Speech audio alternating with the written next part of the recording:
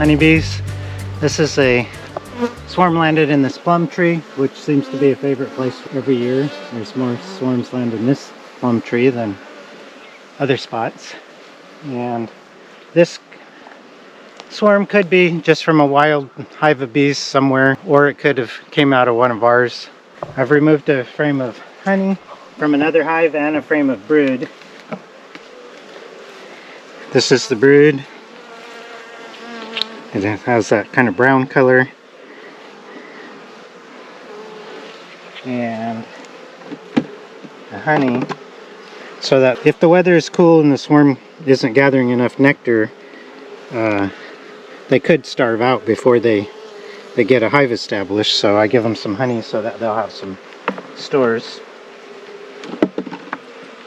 And then I'm going to use because the swarm is up higher and the box is kind of heavy, I'm going to use a cardboard box to catch them in and then put them in the hive.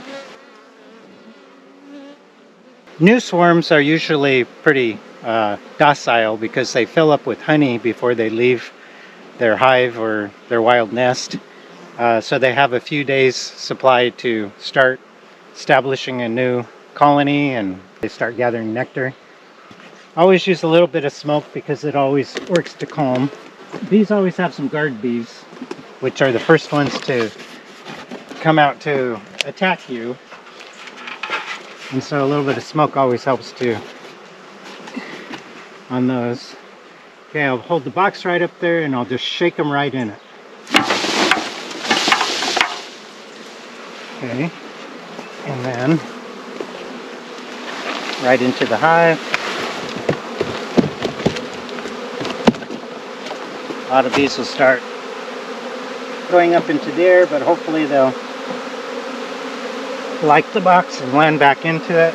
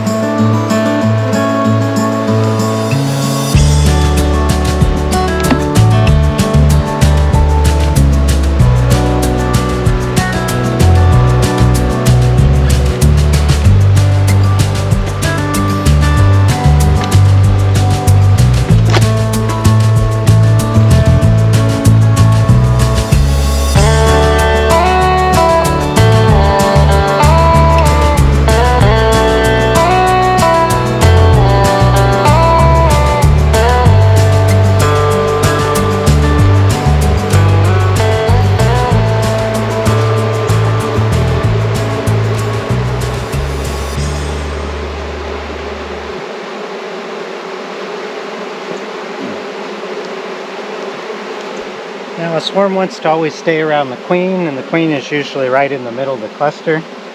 And so she's kind of what attracts them to stay in the new place she's put.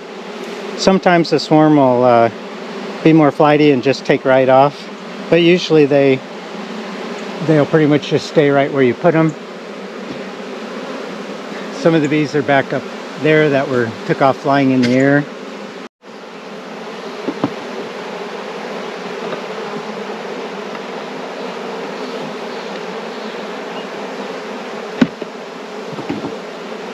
There's enough bees up there that I'll just try another shake just right on one of the frames to bring them down to the hive.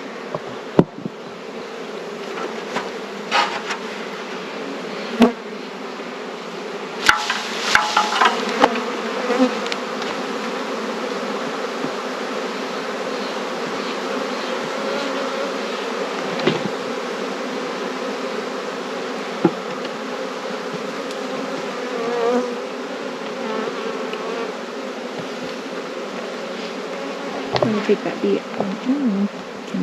There's one on your hat. Okay. There's quite a few on your hat.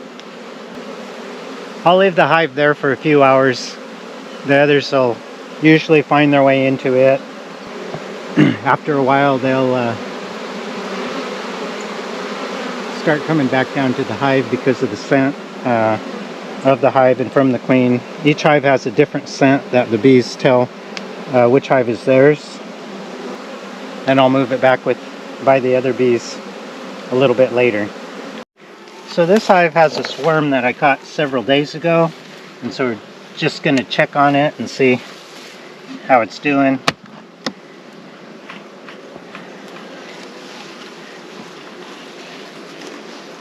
There's bees covering about about 3.5 frames worth.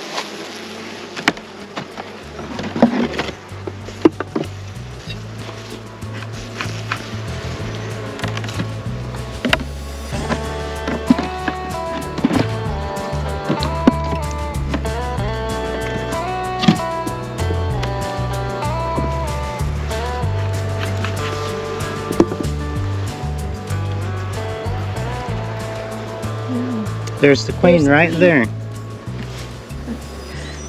Point here again. She's right there. She's a little bit longer than the others. And the yellow you see in the frame is pollen that they're bringing in, which is the food for the baby bees. And then the shiny cells here have nectar in them.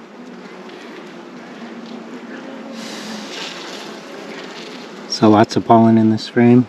This may be the frame of honey and pollen that I added to the swarm when we caught it.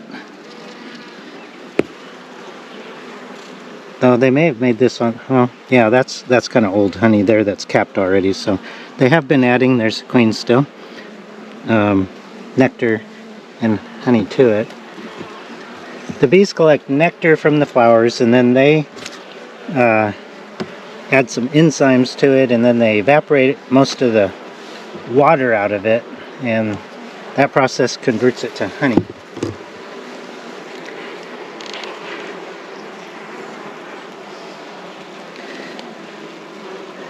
Okay, I don't know if you can see it, but there is little white larvae in there. They're a little curled, kind of a U shape. And so the queen is laying already. There's more on that side. This bee has a lot of pollen on its legs. Yeah, and there's some more in there with pollen on their legs. That's the nectar they drink into a honey stomach, but pollen they just have hairs on their legs, and they mix a little bit of nectar to make it stick and make it into those little balls, which they scrape off into the cells when they store it and pack it in. What are all these bees that have their heads tucked in? Well, those are drinking some nectar because of the smoke. The natural instinct for bees when there's smoke is to fill up with honey in case they're going to have to abandon their hive because of a forest fire. And so then they're like a swarm. They're full of honey when they have to abandon it to try to find a new home and start over. And when bees are full of honey or nectar, they're a lot more calm and docile. So it's always easiest to work your hives when there's a honey flow going on, which means that there's a lot of nectar available of flowers that the bees want to gather nectar from. Can you spot a drone at all?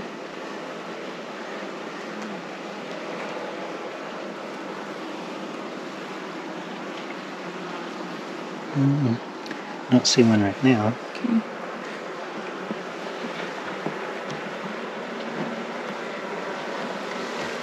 Okay, so this swarm is doing good. Queen's already laying. A swarm can have the old queen, which would already be bred, or it can have a virgin queen, which has to mate before it can start laying. And that can take several days because the bees fly out. The queen mates with drones outside up in the flying way, pretty high up in the air actually. And then after the mating flights, then that's the only time she does in her lifetime, and then she can lay eggs for 2 or even more years. Yeah. As the queen gets older, then she starts like running out of fertile eggs, and one reason the hives usually try to raise a new queen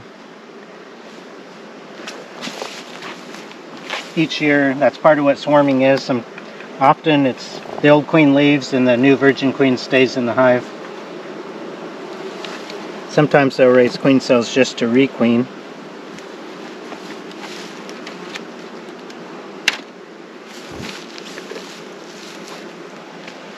This was another swarm that I caught on the same day as the one, and because it didn't have very many bees, I added a frame of brood like I just put in the new swarm I caught, because the other day there wasn't time for me to go into other hives to do that. So I added both a frame of brood and a frame with honey in it to this one to get them off to a good start. Probably this time of year that wouldn't have been necessary for them to survive, but it'll help out a lot in the strength of the hive to help them get stronger faster, which they need to be strong for the main honey flow, which will be in the next couple of months. And so if your hives are weak going into honey flow, you don't usually end up making any surplus honey off of that hive that you can take from them. Whatever they make, you usually will have to leave in them, and if they don't make enough, you'll even have to give them some more from another hive.